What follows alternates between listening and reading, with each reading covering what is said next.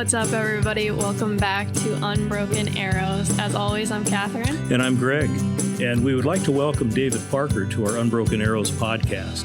David is with the South Dakota Game Fish and Parks, and he is the director of the Sioux Falls Outdoor Campus. David, thank you for joining us today. Thanks for having me. So, first question, David, how long have you been with the South Dakota Game Fish and Parks? And how long have you held your current position here at the Sioux Falls Outdoor Campus? Yeah, you bet. So I moved here in 2019. I'm actually originally from Charlotte, North Carolina. Oh, really? Yeah, but my wife's It's a long ways from home. It is a long ways from home. But no, my wife's from Beersford, South Dakota, so that's kind of how we made our way back here. But we moved here in 2019 and started working for the department in November of 2019. So I've been here for going on about 5 years. Okay. And you've been here at the campus the whole time?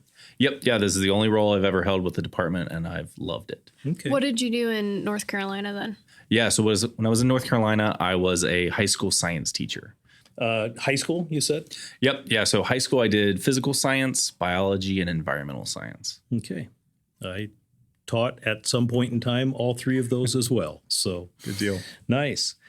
The way I understand it, the outdoor campus was started in 1997, which means, from the terms, in terms of the game and parks, it's a relatively young part of the South Dakota Game, Fish, and Parks. So it must be a popular part of the department, because one of the topics we want to visit with you today is about the expansion project of the Sioux Falls Outdoor Campus. So let's start by talking about some of the programs that are offered here at the Sioux Falls Outdoor Campus. Yeah, you bet. So the outdoor campus, like you said, it was started in 97, and since then, we've offered a variety of different opportunities, but they're all based around the same concept of getting people connected with the outdoors and getting people excited about the outdoors and what South Dakota has to offer. So those programs include things like fishing, hunting, conservation science, outdoor skills, and we kind of do our programming based on the season. So on a normal winter, which I'm not going to say this is a normal winter, but on a normal winter, like right now, we'd be ice fishing or cross-country skiing or snowshoeing. And then when spring turns around, we're doing turkey hunting. Summer is a lot of shore fishing. We do some fly fishing and some bow fishing. And then when we hit fall, that's when we really hit hunting hard. And so we do a lot of different deer hunts, and we get into rabbit hunting introductions and talking about waterfowl. And it's a lot of fun, and it's all free to the public. We don't charge a dime. And you took my next question right away. So it's all free to those that participate. Correct. Yep. It's supported through, so we're part of the wildlife division of the department. And so all of our funding comes from hunting and fishing dollars, so the sale of licenses, and then federal dollars through Pittman Robertson and Dingell Johnson excise taxes. Okay. So it's safe to say then that it's these programs, the success of these programs that in part at least led to the expansion project? Yeah, exactly. So ever since opening doors, we've slowly been growing the amount of opportunity we have. And if you've been in Sioux Falls any number of years, you see that the city itself is just expanding at such a great and rapid time that it seemed prudent for us to expand as well. And there's also a lot of schools that use this space for different field trips and things like that. Is that correct? Yeah, so we have a position on staff, which is a school coordinator, and their whole role is to facilitate field trips here and facilitate self-led programs for schools. And then we also have an outreach person, and they actually go into the schools outside of the Sioux Falls area. So we do our best to reach as many school students as we can. Okay. With the expansion plan, what are the specific things that are going to be part of the project? Building expansion and program expansion? Yeah, you bet. So great question. So yeah, it'll be both. So, and it's actually a two-phased project. So phase one is going to be the creation of an outdoor range specific for archery and then also BB guns. But it'll be 60 yards long, and it'll be open for the campus to do programming, as well as it'll be open for anyone in the general public to come out and utilize their bow. And so that's kind of a unique feature. Our archery range that we have right now is actually it's like 3 4x4s that we put a net across, and we can only shoot 20-pound bows. So we don't allow the general public to shoot at that, but this will be a unique opportunity where anyone in the general public can come in and practice their bow. So that's phase one. And phase two will be expanding our building. So our building right now hasn't changed a whole lot since 1997. So it's due for a good facelift.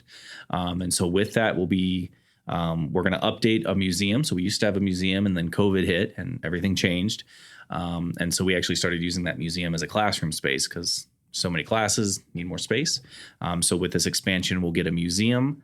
We'll get more classroom space. So we're actually going to add, right now we have 2. We're going to add 3 and change the 2 we have right now into an indoor cooking space because we do a lot of wild game cooking classes. We're going to create a game processing space. So right now we do that in our back 40, which is a fancy word for our storage area. And then we'll also add in, we'll update our wildlife bird viewing area and add in an outdoor cooking space. So if you can't tell, there's a little bit of the theme of updating our abilities to teach cooking, because that's been such a popular class, is teaching, you've got your deer, you've processed it. Now what do you do with it? So one of our hopes is to be able to help the public, and you could just grind it into ground beef, or maybe there's something more fun you can do with it. What are your potential time periods and dates for these to be accomplished? Yeah, you bet. So as you know, with expansions and construction, it varies. So here's our quote unquote draft dates. So we're looking at somewhere in late spring, early summer of 2024 will be when we start on the outdoor range. And then the indoor expansion we're slated for fall of 2024. And then theoretically, everything's complete by end of calendar year 2025. And with the indoor expansion, is there also going to be an indoor archery range? You bet. Yeah. So I can't believe I forgot that, but I did. There's going to be a 20 to 30 yard long indoor range. And so we'll use that for classes. But then we'll also open it up specific nights for the public to come in and shoot as well. Very cool. Okay, so I'm guessing that there is a fundraising goal with this. And so how close are you to the fundraising goal as part of this campaign? We are so very close. So the goal is to raise $3 million. And that's, again, just a portion of the expansion, but that's the amount that we're hoping to get from private donations from the public. And we are sitting at $2.5 million. So we're, Wow. Oh, nice. yeah, which, again, for me, $500,000, that's quite a bit of money, but Right. in the fundraising world, it's a You're almost doable. there. Compared to $3 million, it's not that much. Exactly. right. So who are the Friends of the Outdoor Campus, and what has been their role with regard to this? Yeah, thanks for asking. So back when we started the concept of this expansion, one of the things that was pushed was that we form a advisory board, which we did, and we dubbed the Friends of the Outdoor Campus. And so it's a group of individuals from the public who have a dual role. So the long-term goal of the group is to provide advice to the campus and help us stay relevant within Sioux Falls as it's growing. The short-term goal has been to help with fundraising. So they partner with the South Dakota Parks and Wildlife Foundation, which is the 501c3 that all the donations go through. Okay. And they've helped to make connections in the general public to find those donors who would be willing to help us with this expansion. Is there a deadline? Do you have a cutoff in terms of when your campaign is officially going to be over? But my guess is that fundraising is something that people would like to donate probably all different times during the year, and it's not just for this particular project. Exactly. So it's kind of variable, but we've been in the midst of what we call the Fall in Love with the Outdoors campaign. So that's what we've been pushing through February, playing off the concept of Valentine's Day. Okay. So that's ending obviously in February on the 29th. But the campaign goes until we get the 3 million. So Okay. People that are listening here, this will probably be published in March, so people can still donate. You bet. Yep. You can still donate. And again, you can donate whenever you want to a variety of different projects. But for the expansion, it will end once we hit that 3 million. And if that is the case, that somebody that is listening wants to, how do they go about doing that? Yeah, so there's a variety of different ways. The South Dakota Parks and Wildlife Foundation on their webpage, you can just go Google South Dakota Parks and Wildlife Foundation. They have a tab where you can donate to specific projects, and we're on there. Otherwise, we've got a little tiny donation box where we take cash or checks. And again, if you do a check, make it out to the Parks and Wildlife Foundation. Well, we hope that you reach your goal, and we hope that that happens sooner rather than later. So the next thing that we want to talk to you about, David, is the Hunting 101 program. What is the program? And if you want to just give us an overview of what that program is all about.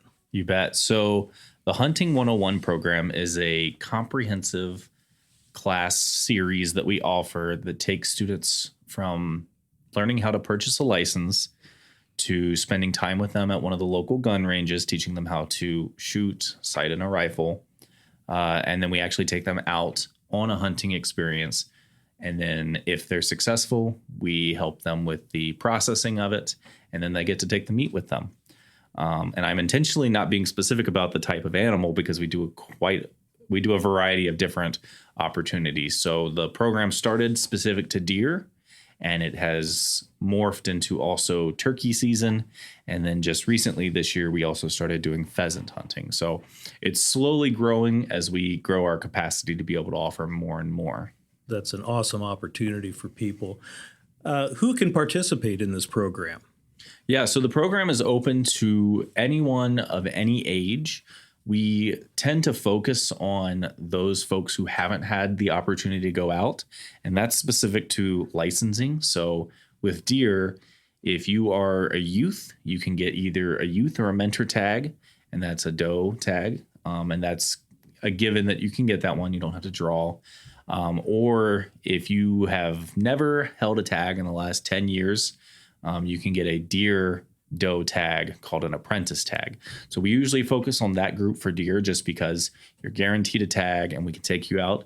That being said, if you're new and you draw a tag and you'd like to have some support, that's something we can definitely help you with as well.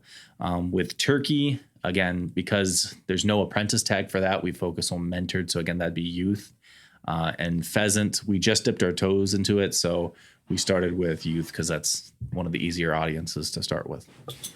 And then what are the ages for those youth program or the youth tags? Yeah, so if it's for deer and you're trying to get a youth tag, the trick is for a youth tag, you've got to have hunt safe as the participant. Okay. And you can have it up to the age of 17. If it's the mentor tag, you don't have to have hunt safe, but the mentor taking you out has to have hunt safe. And that's up to age 15. And so with turkey, they have a turkey mentored tag, and that's same concept, up to 15. Okay. Gotcha. And are there costs that are involved with this program? And I'm going to make an assumption, and you can correct me, but my guess is that those participating probably need to buy their own permits and most likely have to provide the equipment that they would use to harvest the animal. Yeah, so close. We do require them to purchase the tag, so that's on them to purchase. But we provide all the equipment. So we've got rifles that we let them use for the program. We let them use our ammo. And then we've got orange vests we'll give them for the hunts. So the only thing they've got to provide for the whole program is just the tag.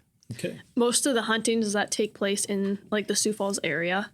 Yeah, so we work with different landowners in the area to be able to offer it as close as we can to Sioux Falls just for convenience. Mm-hmm. So we've got land contacts between here and Brandon. We do have a couple that are between here and Sioux City. So spread out mostly within the southeast region. And we try to keep it as close to Sioux Falls as we can. Okay. Then is the next Hunting 101 opportunity the turkey hunt? You bet. So yeah, now we're gearing up for that mentored turkey hunting season. And applications are already out, and they are open until March 23rd at 4 p.m.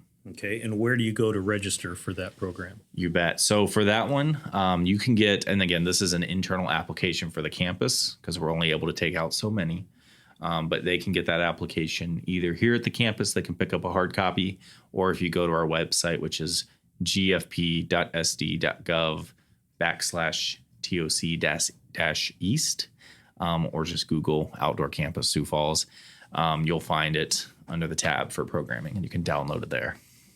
Okay, so if you sign up for this program, then, particularly with the youth, what are the skills that are taught? And I know you said that they have to have hunt safe, but one of the things I'm assuming that even is taught probably multiple times throughout this is safety. Yep, you bet. So safety is number one for us. We make sure that they're learn how to be safe holding a rifle, learn how to be safe in processing when it comes to sharp knives. We teach them the rules and regulations as well so that they're able to be safe as far as standards go as well. Aside from that, so it depends on the one with deer. We teach them all about, looking for signs and traces of deer. We teach them about, sitting in a blind and safety with blinds. And then with turkey, obviously, we get a little more in depth with how to use decoys, how to do the calls. Both of them, we teach them how to process. So how do you field dress it? And then once you field dress it and get it back, how do you safely take care of and handle that meat?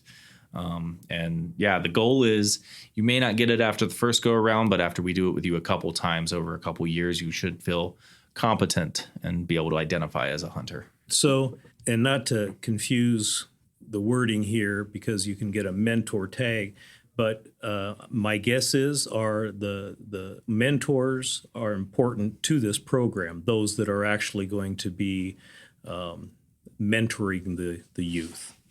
You bet. So the program, when it started, was majoritively run through we have a staff member here named Derek Clowwitter. He's been the one who kind of pioneered the program for the Sioux Falls campus. So it started out kind of grassroots with him doing a lot of work.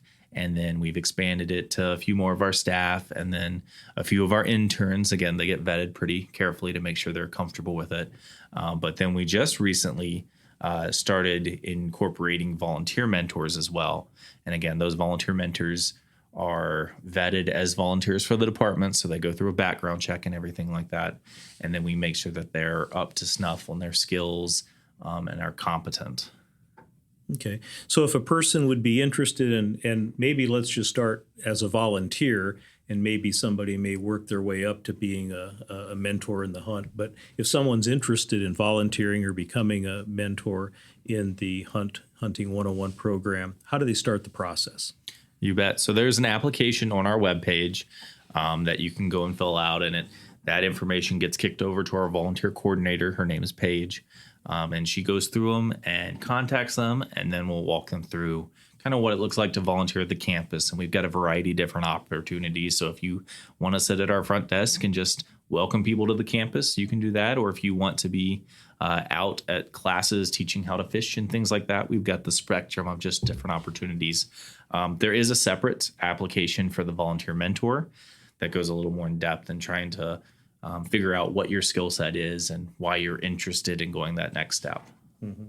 Well, you've shared that you're a former educator, and that would be something that I would think that there would be a natural progression with volunteers. If you haven't worked with kids, if you haven't been in education, it would be helpful to do some of the volunteer work, maybe with the classroom first before you start working with students in the field.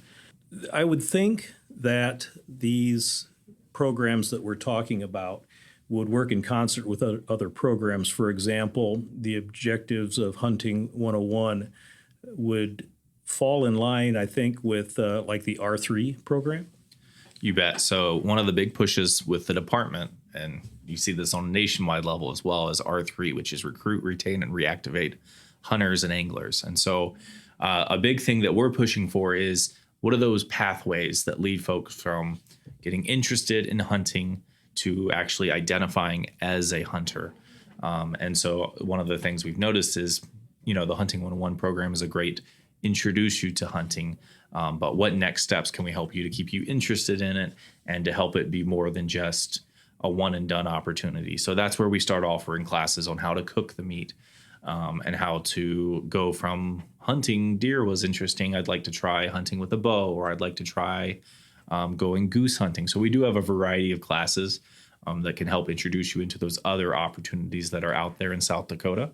And then, get you out there. For someone who, say, has experience hunting, but doesn't have the financial ability, I guess, to commit to some of the like decoys or things like that are kind of necessary for some of those. Is there ways to go about renting that, or? Yes. So we actually have two things I'll talk about. First is we have loaner equipment at the campus. So we have a Goose decoy loaner trailer that's filled with 100 different Canada Goose specific decoys that are, we've got full bodies and we've got shells and we've got, you name it, it's in there. It's even got blinds, layout blinds. So the only thing you would need for that is the gun and shells to be able to, and the access to the land. But so we've got that. We also have, we call them loaner water decoy bags. So we've got floater mallards, we've got floater geese if that's what you're interested in. But we do have another program that we run annually called Hunter, and we all know hunters don't ever have that much gear. But if they, for some reason, have surplus, we offer to take that surplus off their hands. We'll clean it up, we'll sort it. And then usually in early August, we hold an event here where anybody's welcome to come and check out the gear we have, and they can take whatever they think they need. And it goes anywhere from people donate boots and waders to we get tons and tons of fishing poles and fishing rods and tackle. And if we get any big items, like last year we had a canoe and a kayak, we'll do a raffle for that. So again, free, but just to make it fair, because, you know, if you could, you'd all take the canoe. Right. We just do a little raffle, and whoever wins gets to take it home with them. Very That's nice. awesome. Yeah. On Unbroken Arrows, Healing Through the Hunt, we want to share our experiences of healing through outdoor activities such as hunting, fishing, and in general, just enjoying the outdoors. So what kinds of outdoor campus programs or partnerships are available to those that are seeking that healing power of the outdoors? Yeah, that's a great question. So just recently this last year, the South Dakota Game Fish and Parks started partnering with Casting for Recovery, which is a national effort. And the goal of Casting for Recovery is to work with women anywhere they are along the spectrum of dealing with breast cancer. So they might be in remission, or they might be just in the beginnings of finding out about it. And it takes these women out on a retreat, and they get the opportunity to learn everything there is to know about fly fishing, and then actually fly fish as well. So we've got two staff on board, Sandy and Jason, who really took the lead on this program. And we had our first retreat a couple months ago in the fall, and it went really, really well. And we're planning on doing another retreat this next year. Oh, that's awesome. David, thank you for being our guest. And I would really like to do this again. And if there are any programs that or deadlines coming up, give me a holler, and we would gladly have you on again as our guest. And hopefully we can do it again. Thanks so much for having me. One of the things I'd like to mention is that for Catherine and I, our immediate family has experienced a cancer-related death as a result of leukemia, prostate and ovarian cancer. And from my experiences, I think it would be safe to say that every one of us has had our lives impacted by cancer in some way.